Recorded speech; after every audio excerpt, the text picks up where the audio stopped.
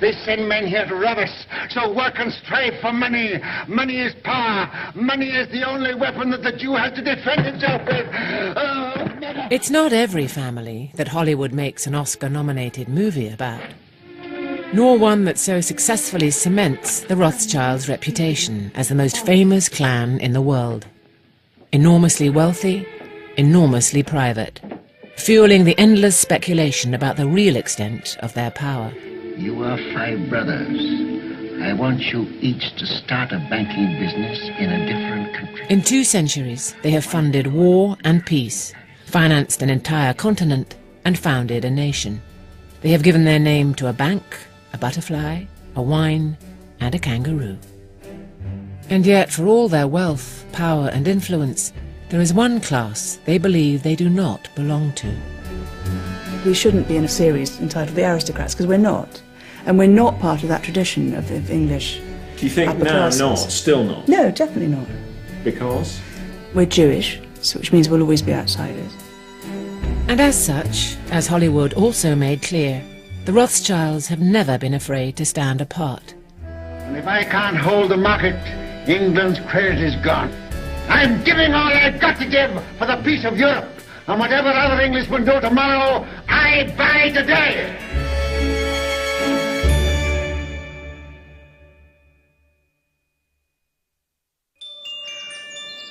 The ultimate Rothschild house lies high on a hill in the home counties. A fantastical creation that wouldn't look out of place as a Loire chateau or a Disney castle. Waddesdon Manor.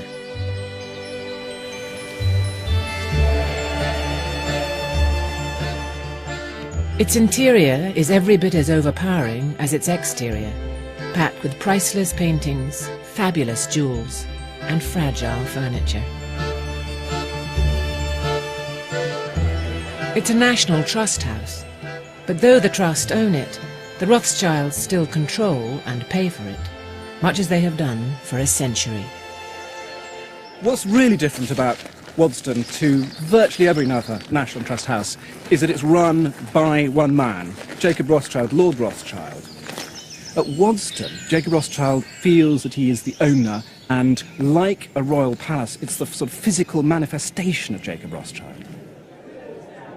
Inside the house, far away from public view, the famously discreet billionaire is hosting a private party to celebrate an art world coup.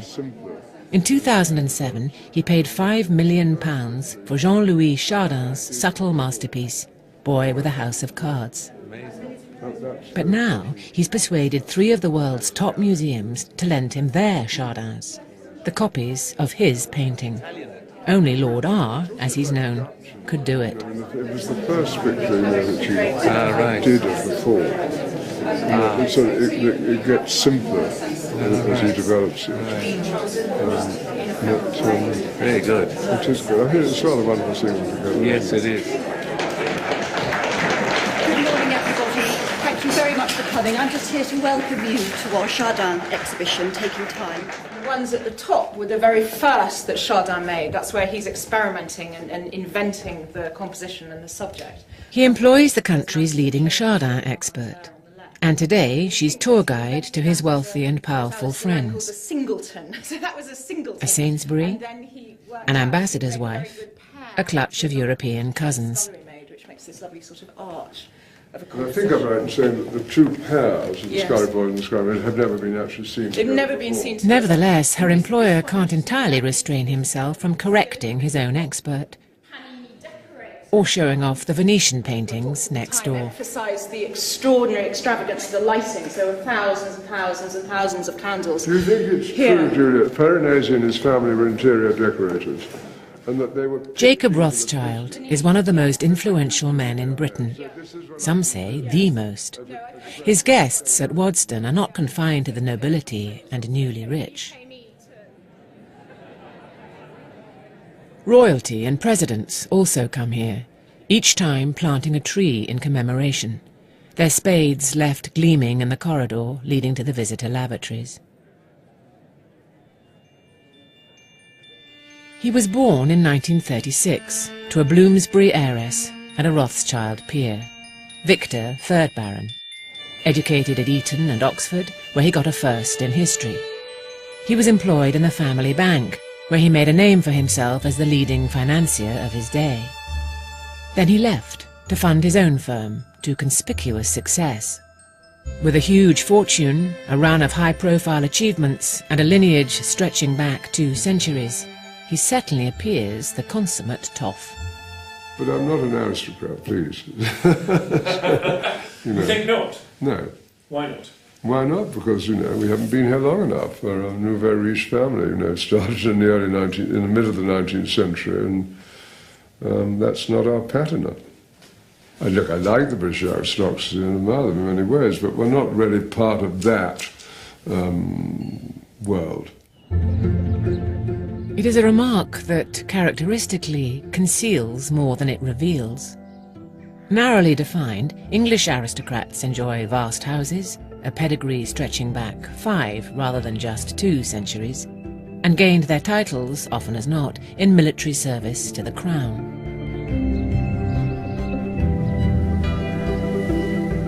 At the time Blenheim was being built, 40 miles up the road, Jacob Rothschild's ancestors were living, without a name, in the Frankfurt ghetto. The name finally given to them is a corruption of the colour of the sign hanging over their door. Rot, or red. Schild, or shield. But their rise was stellar once they left the ghetto, and the 5 sons, or arrows of Patriarch Amschel, spread out across Europe. Nathan Mayer Rothschild arrived in Manchester in 1798, penniless, then moved to London to join forces with another émigré Jewish family and trade gold, their first major success coming after Britain's victory at Waterloo.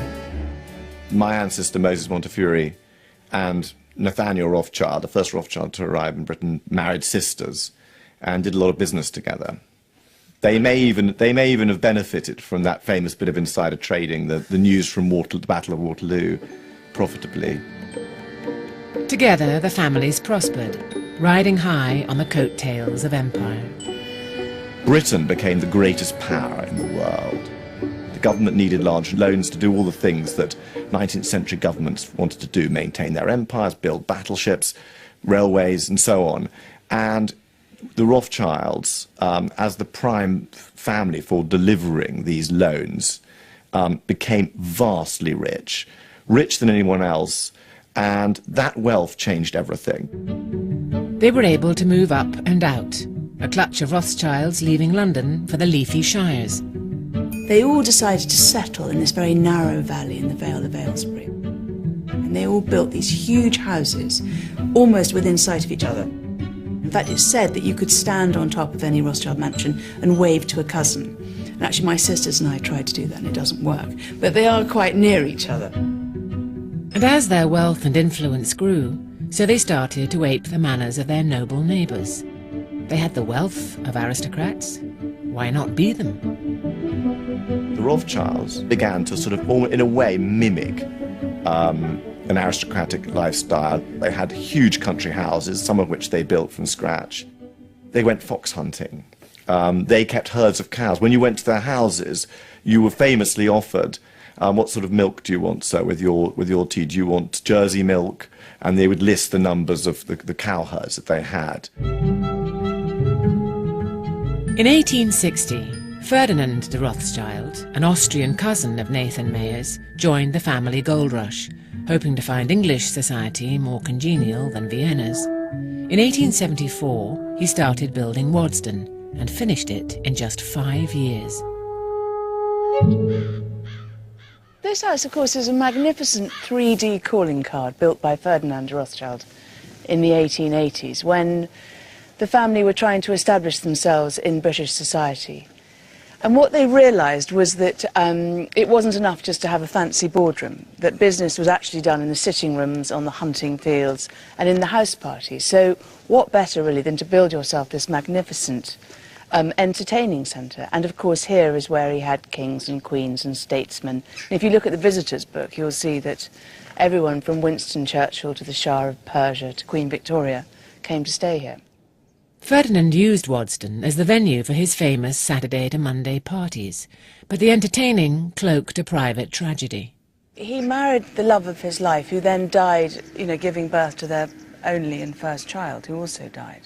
So it became, his entire life. It became his surrogate mistress, wife, lover, if you like. He then spent the rest of his life filling it full of beautiful things that he collected from around the world. So how well did the 3D calling card work? Not so good. The exuberance of Waddesdon's architecture was mocked as the last word in nouveau riche taste. It's a very curious house. I mean, here was a property which had belonged to the Duke of Marlborough, before that to the Earls of Wharton, and suddenly along comes some Rothschild who, as a French architect, to put up a huge French sort of look-alike chateau, incorporating the best features of various chateaux in the Loire on the top of Buckinghamshire hillside. No wonder the Duke of Buckingham thought it was awful. And it's very curious. Polite society did flock here, attracted by those new riches. But it was less than polite about its host. If you look at the visitors' book, there are very kind of undermining and kind of condescending things written by his visitors, and indeed written by all the visitors to Rothschild houses. They were Jews. They were very nouveau riche. They were throwing their money around, so they were never going to be acceptable. At first, the Jews who arrived here were regarded as total foreigners, whether they were Rothschild, Montefiore's.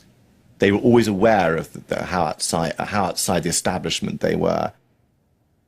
It was a distaste that extended all the way to royalty. Of course, when Queen Victoria came, she insisted on eating in her own dining room. They had to kind of serve her separate food away from these kind of upstart nouveau riche Rothschilds. But she did come. Didn't want to be seen too close to them.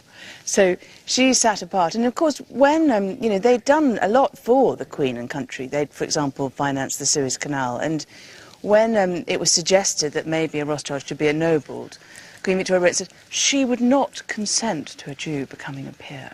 Anyway. Titles were a sore point for Ferdinand and his cousins. They wanted to belong, and they wanted recognition of their wealth and support for the government. They still didn't have the vote. They still couldn't be elected to Parliament. And so the Rothschilds and Montefiore's launched this huge campaign to win the vote, to allow non-Anglicans, in fact, because it included Catholics, to vote and to serve in Parliament. In 1830, the first bill for Jewish emancipation was presented to Parliament and rejected. In 1847, Ferdinand's father-in-law, Lionel, was elected an MP, but deemed unable to take his seat because of his religion. Only in 1885 was Ferdinand's brother-in-law, Nathaniel, created the first Baron Rothschild, Ferdinand taking over his seat in the Commons. However splendid their palaces were in Buckinghamshire, however wonderful the titles they received were, and however great their fortunes, they never felt totally secure here. Jacob is the fourth Baron Rothschild. He inherited responsibility for Ferdinand's house because his family judged him the man best suited to the task. But for all his wealth and clout, he still sees himself and his family, just like Ferdinand, as being half in, half out of polite society. We were immigrants from the ghetto, not part of the British aristocracy. We may have become part of the British establishment to a certain extent, but that's a rather different thing. They always remained semi-inside, semi-outside. The basis of their success was the fact that they did cross worlds, and that has never changed.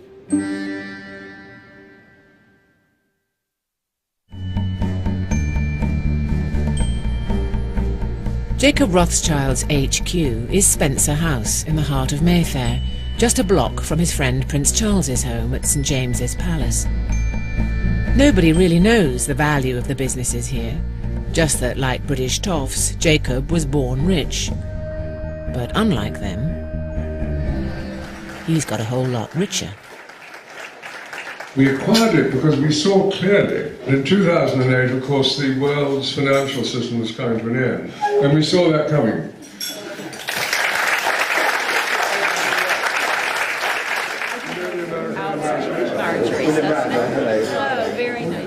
Connections and cash are the hallmarks of this very private Rothschild. I feel, it makes me feel a little bit nervous if there are a lot of people around and we've got a lot to do. We've got a lot going on. We sold, did you see we sold all our North Sea oil interests? I did see that you sold. Last week. With a tribute to the management team, I saw. With a great tribute to the management team, quite rightly. And I'm just off to China. My God, are you? Tomorrow morning, yeah. So did you make a bit of a turn on the North Sea oil buying? Yeah, we did well on that, yeah, we did. 2.8 times. 2.8? Yeah. That's pretty good. That's good. Or, to put it another way, in just under 2 years, he's made just over £70 million on this one deal alone. I do believe there's a special talent in that family, and an ability to survive, and a sense of family that's gone beyond any others. I mean, if you look at all the financial dynasties of the world, we see them all the time rising and falling within one generation. They're unique, and there's something special about them. So it's a very spread family now, and I think we count ourselves lucky that the DNA has survived to the extent that it has. We got there somehow. There's a bit more to it than that, and another point of distinction. Aristocrats hand on the entirety of their wealth to the firstborn son. Rothschilds give it to the most able. When Jacob left university, he went into the family bank. His father was chairman, but utterly uninterested in finance. Victor is absolutely brilliant. He's a scientist, he plays cricket for Northampton, he's incredibly brave during the war, he gets given a George Medal for bomb disposal. I mean, he's really, really clever, but he doesn't have business acumen. And nor is he interested in being a businessman, incidentally. He was brought up away, if you like, from the kind of seething mass of the financial world, so didn't have that language, and was really interested in being an intellectual, and that's what he liked. Picking his successor as chairman of the bank, Victor didn't support his son, as Aristos would, but rather Jacob's cousin Evelyn, sparking a massive family row. That was a thing that happens in businesses, and he wanted to go off and do his own thing, and he's been very successful. I'm delighted. We're very close friends, and we get on very well.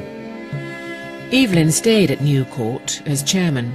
Jacob moved out to Mayfair, making deal after deal with ruthless corporate raiders like Jimmy Goldsmith and Rupert Murdoch, amassing a vast fortune in the process. There didn't really seem to be, for many generations, a Rothschild who was that interested or good at banking, those kind of combination, until my dad comes along. And I would say that he, somehow or other, maybe there's a recessive gene or something happens, but he's born and actually he turns out to be a very brilliant financier.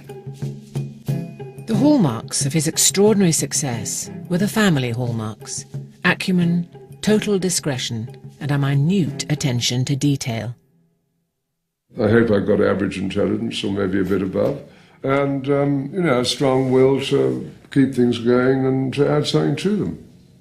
And it seems to be a slight sense of disequilibrium that you're not a man who ever sits still, ever. That's my limited experience. Yeah. No, I'm restless and active and all those things, and have a great curiosity about life. Jacob's other point of distinction is that, having amassed a fortune in the way that British aristocrats have not, he is now spending it on something they can no longer afford: art, stuffing Waddesdon full of it. The one on the left should just come out a little bit more. Don't you think it should come in about half an inch? And even the one on the right should come in. Every piece installed to that familiarly precise specification. It just needs moving a little tiny bit to the right. About an inch. Bit more. Bit more. Bit more. Let's have a look. He's the sort of person that nobody dares say no to. And I think that in that way he is very similar to any great duke or earl or whatever from 16th, 17th, 18th centuries. But he's unusual in today. He doesn't try and hide behind a closed door. This is his statement, as Noel or Hardwicke Hall or Chatsworth were the statements of their families in those days. It's not only designers and decorators who flock to serve Jacob, but also the most famous and fashionable artists. This wall's quite fun because here we've got, in a way, it tells you both about the family and also it's an example of collecting being brought up to the present day. So there's my father painted by Lucian Freud, the bottom one, and my mother painted by Mike Andrews, who was part of the London School. And Lucian Freud was a great friend of my father's. In fact, here he is at Waddesdon, in front of the Chardin, the boy with the house of cards. In some ways, he's a very personification of a man of, to quote Mick Jagger, a man of wealth and taste. And he's an amazing collector, philanthropist, and the rest. But he's still a Rothschild. He's still Jewish. He's still half outsider, half insider, in the way that only the Rothschilds could be. So Jacob's acquisitions are informed by his family's history and the Rothschilds' tenuous place in society, a tension evident in the next exhibition planned here. Is that heavy or is that all right? No, okay, brilliant. Thanks. Okay. So this is Edmund de Waal is Britain's foremost potter. Just one of his fragile creations will set you or I back a minimum of £500,000. Today, Jacob Rothschild is taking delivery of 10.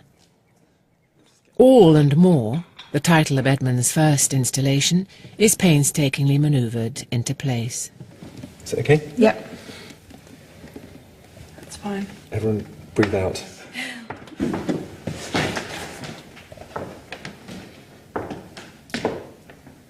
Fantastic. That works for me. It's completely itself, but it's also in this place. Otherwise, it's just interior decorating. You know, for goodness sake. I mean, that's not what I'm about. And so it has to have its own integrity. There isn't an element of visual joke about this. Yeah. I'll accept that. The pile of plates left by Yes. the dwells. Yeah. Yes, I mean it's washing up. It as well. Now for the next one. Title, The Fascination of Something Difficult. Yes. I think that's really beautiful, actually. It works laterally as well, which is really There's more good. to it than pots and plates. Behind Jacob's commission lies a dark shared history between the Rothschilds and the de Waals. Edmund is descended from another great Jewish family, the Ephrussi of Vienna, whose rise and fall he chronicled in his bestseller, Hair with the Amber Eyes. How rich, powerful were they? The Ephrussi family, well, Yeah. they were extraordinarily rich.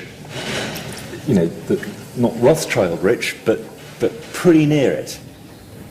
But the Nazis put paid to all that. I mean, every Jewish family, I mean, everyone is you know, violently assaulted, you know, physically assaulted, dispossessed, you know, erased from the texture of life.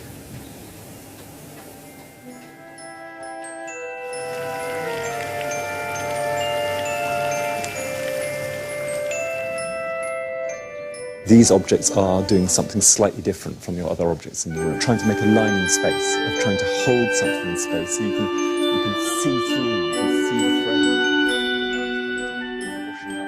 frame. Today, Edmund's ceramics are to be unveiled.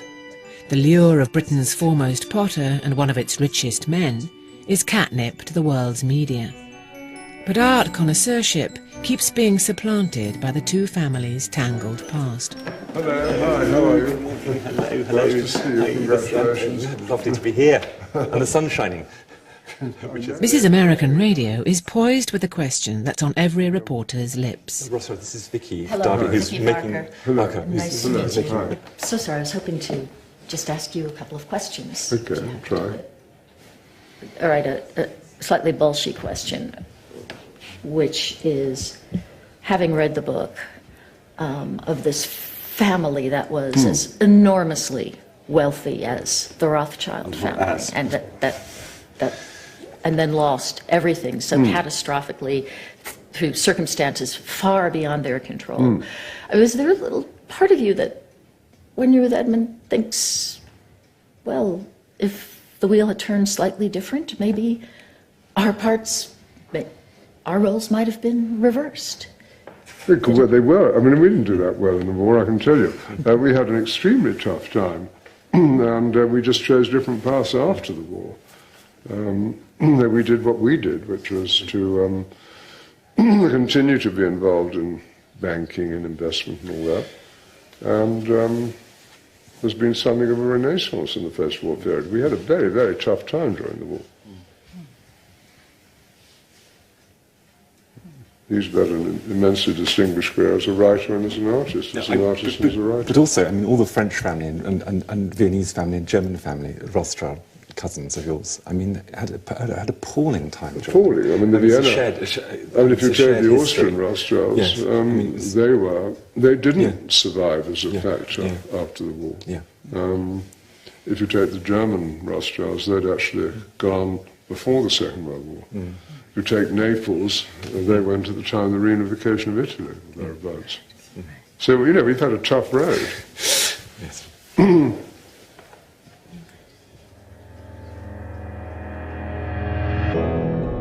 It wasn't only that Rothschilds across Europe were hunted down mercilessly. Hollywood had made them an icon of wealth and influence. Goebbels decided to turn that image to his advantage, making his own film, in which they were depicted as the front of a conspiracy to take over the world. Passen Sie mal auf.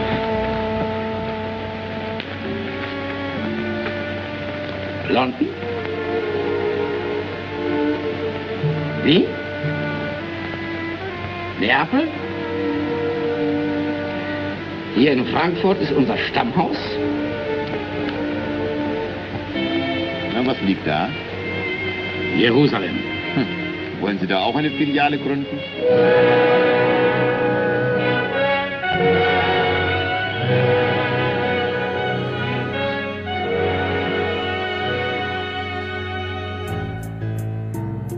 The Nazis' poisonous legacy lives on in 1,000 crazed internet conspiracy theorists who depict Jacob Rothschild as the ruler of a global dominion. Their anti-Semitic ravings fueled by the family's long-standing links with Israel. Edmund Rothschild funded the first Jewish settlements in Palestine.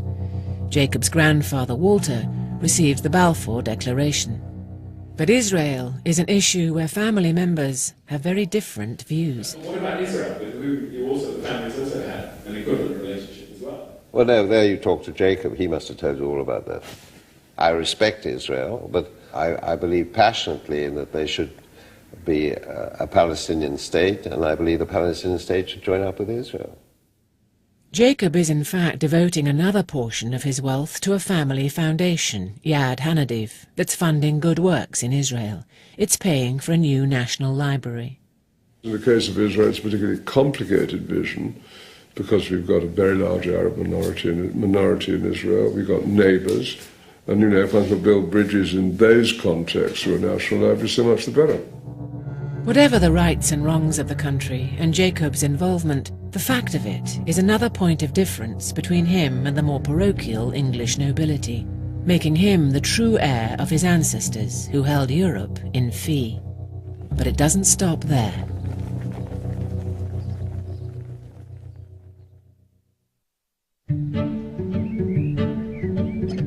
As Jacob Rothschild nears the end of his life, he's decided to reinvent himself. He's made his fortune. Now he's going to give most, rather than some of it, away.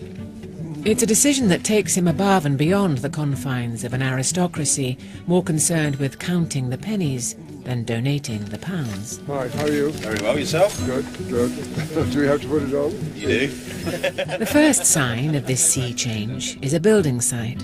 He's spending millions converting a battered estate farm, Windmill Hill, into a gleaming family archive, come study centre, come launchpad for a new Rothschild think tank. Where Waddesdon makes you think of Ruritania, Windmill Hill conjures up California rather than the home counties. another sign of the global reach of the man behind it. Took up the whole of that space. Wouldn't that make sense? Don't you think? But it's a global reach founded on that familiarly infinite capacity for taking minute pains. Wouldn't you start right on that edge there and make Windmill Hill much higher, 5 areas much smaller? Yes. Right, okay. Yes, I could do that. There's nothing he likes more than building a new house, or a new, archive, or a new whatever. So Why? I think it's a form of creativity, actually. I think really it's a way of expressing his creativity. And every single brick that goes into those buildings is personally overseen.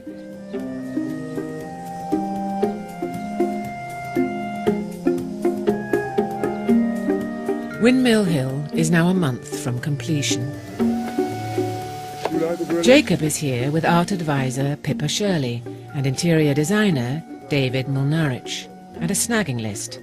First item, a 4-ton chimp. Is it clear what it is? Should he be head on?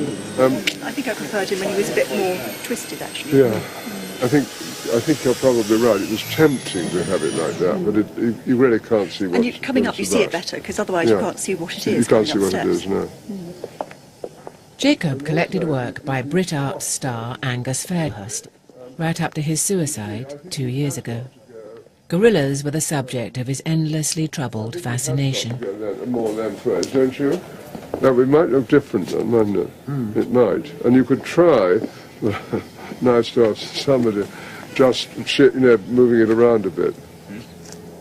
The guy should be here so I can go and get them. It's all part of Jacob's stash of achingly fashionable art that Windmill Hill is to be home to. But nobody can be found to move the bronze behemoth, so it's off to check on the contours of his new lawn.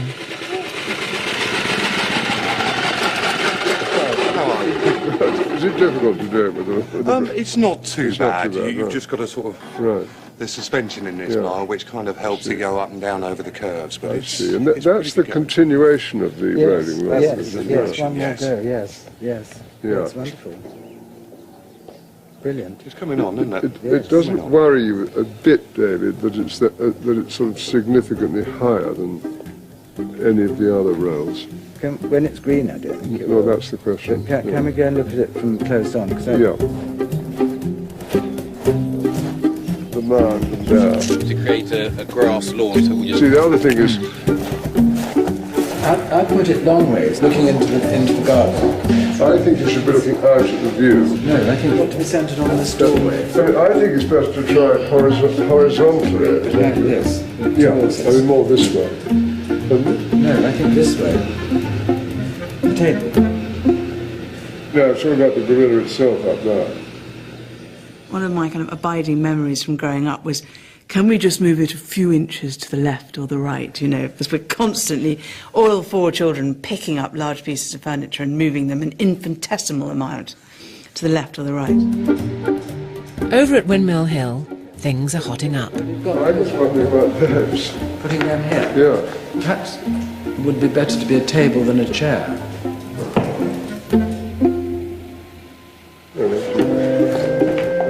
A little bit this way. That's it, about that. That's better, you see, isn't it? Okay. Can we just try it sort of 3 inches more this way still? No, this way. The angle. No, the other way. No, sorry, that way, that way.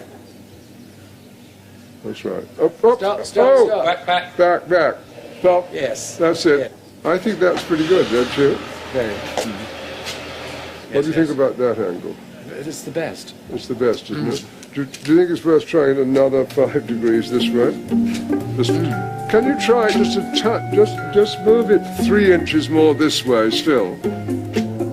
Then, in the midst of all this, one of the world's most famous and, yes, fashionable artists, Turner Prize winner Richard Long, turns up for lunch. So we've been, what do you call it, home decorating. Jacob has a cunning plan for him, and art dealer Michael Hugh Williams. But first a check on something new at the manor. We have this aviary, And in the middle of the aviary, we're putting a piece of sculpture which belongs to a friend of mine called The Mountain by Anish Kapoor. And the friend of mine's got nowhere to put it. Yeah. So she said, do you want to borrow it? So I said, yeah. So we're going to try it there for a year. Great. As a kind of exhibition. So we'll go up there now. They're installing it, so it'd be quite nice just to go by. All over the place. You can see it actually just out there. As others swap stamps, Jacob amasses prize-winning art. Kapoor is, of course, another Turner winner. Modelled on the aviary at Versailles, Waddesdon's copy housed Ferdinand's bird collection. They'd flock at the sound of his voice. Now it's home to £3 million worth of granite, or rather aluminium, masquerading as granite. The acquisition is yet another mark of Jacob's difference from the more blinkered of his peers.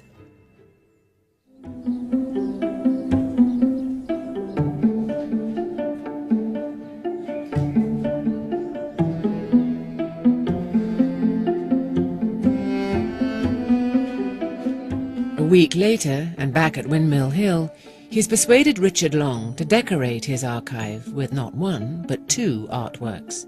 The only time Long has paired his creations, and the first time he's been filmed making one. Famous for working with natural artefacts, mud is his new medium of choice, at a cool £1 million a throw.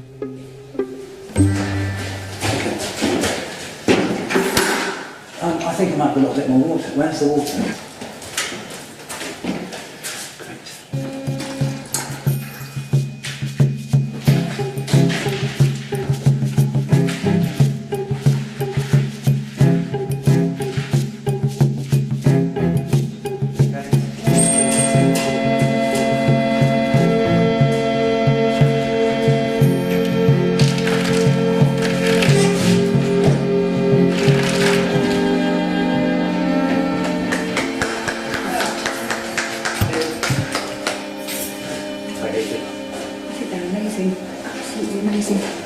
How do you get the amazing for the leaf forms?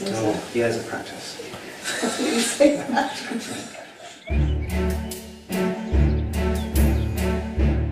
A month on, and anomalous modern art litters Waddesdon's lawn.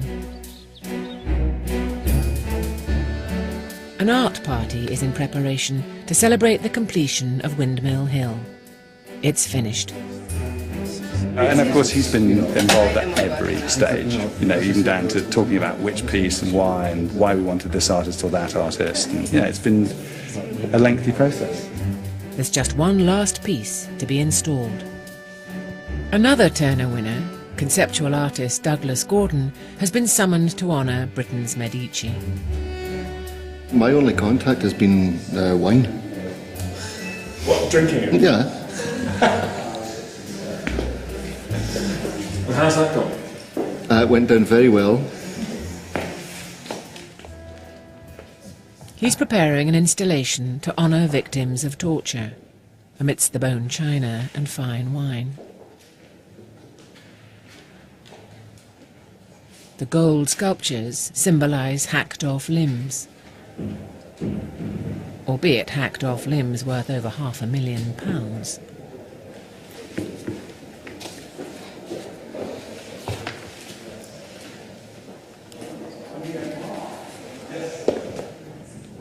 You should see where the feet go. But this is clever too, with the water. I mean, the big idea is that framed view outside. The oddity of the spectacle is lost among the clink of glasses and chatter of the wealthy. Do you like it? Don't you think it works well together? Yeah. I think it's brilliant. Yes. Toasting a man who could not be more different to his parochial and survival-obsessed peers. There is, however, one thing they have in common. Eventually, they all have to confront death and taxes.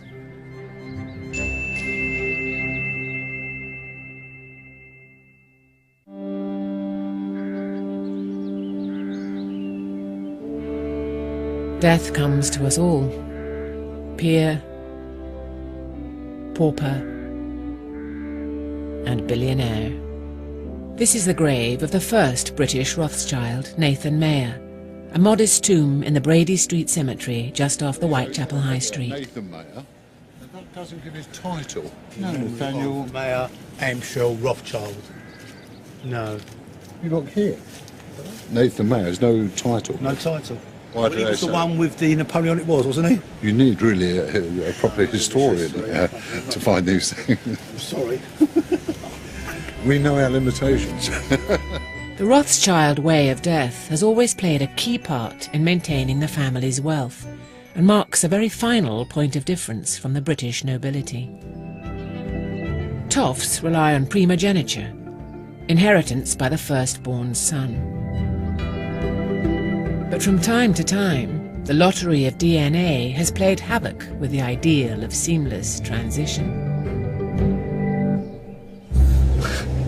Casualties we have come across in this series include Jamie Blandford, heir to the largest palace in Britain.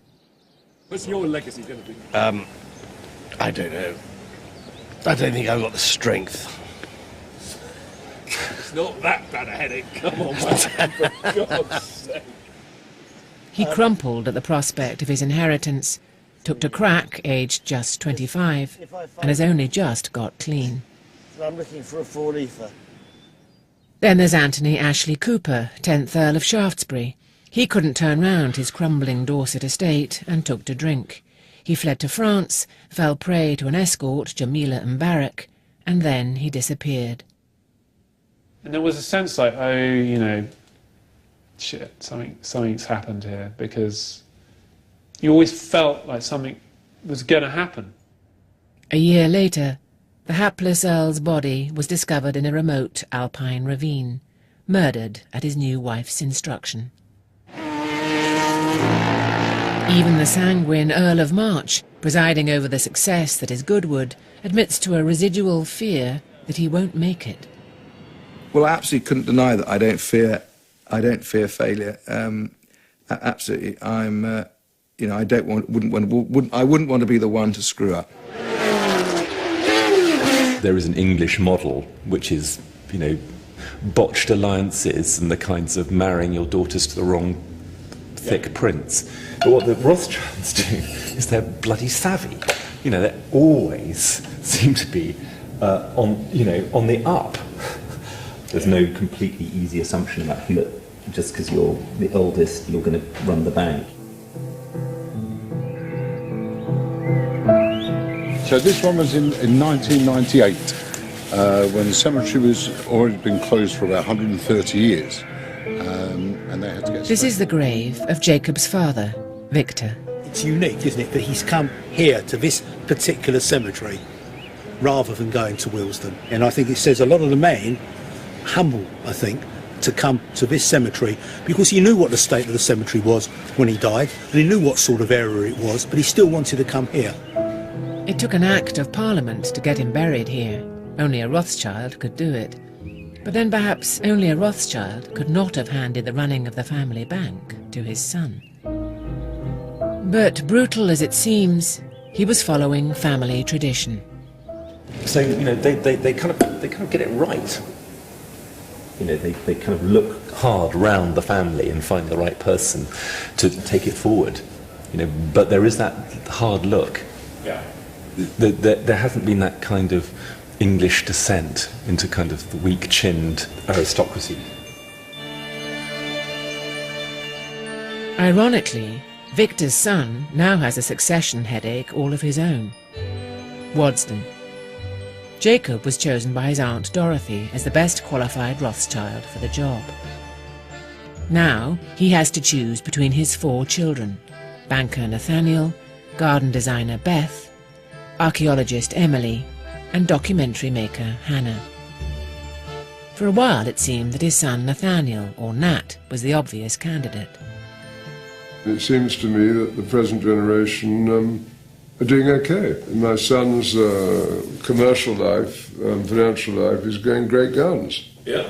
So you see, you know, he was on his mother's side. Her grandfather was a great entrepreneur, and on our side, he had some Rothschild genes, and the two together seemed to be a great winning combination. But Nat's recently had an unfortunate run of publicity. And anyway, he's more interested in business than old houses. Oh, it's fantastic. It's fantastic. I mean, look at it. So increasingly, it looks like Hannah will take on Waddesdon. What does it mean to be a Rothschild to you? What did it mean to you, sort of growing up? I think I was quite overawed by it because, of course, it's a name that people recognise. And it's associated with banking, which I'm not, with excellence, which I don't feel that I am, and with vast amounts of money. So I didn't really feel that I qualified for any of those things. Now, of course, I've become rather proud of it and, you know, being part of this, you know, extraordinary heritage. But, you know, I think it takes doing your own thing and having your own career and getting confidence in your own career to be able to carry the mantle of a famous name. It remains the most sensitive of questions. Today at Spencer House, Jacob is installing a piece by Tony Cragg, the 4th Turner Prize winner he's accommodated in a year. I do like this very much, actually, don't you? Over the weekend, there's been speculation that he has finally decided that Hannah will get Waddesdon. What happens to Waddesdon on the hopefully not too close day when you're not around? Yes. What is your intention? Well, that's a highly personal question. Yeah. But, you know, I've got a wonderful daughter who's deeply interested in it, Hannah. Yeah. 2 other daughters, a son, a foundation which has become much bigger in the last 20 years. So it'll be well looked after. Okay, thanks. However tricky this question, this is the way that the Rothschilds have ensured that, unlike much of the British aristocracy, they don't crumble into chinless obscurity, and that century to century their influence, power and wealth grow and grow. The Rothschilds are totally unique. They're not an ordinary aristocratic family, they're not an ordinary financial family. They're unique and they are supra-class.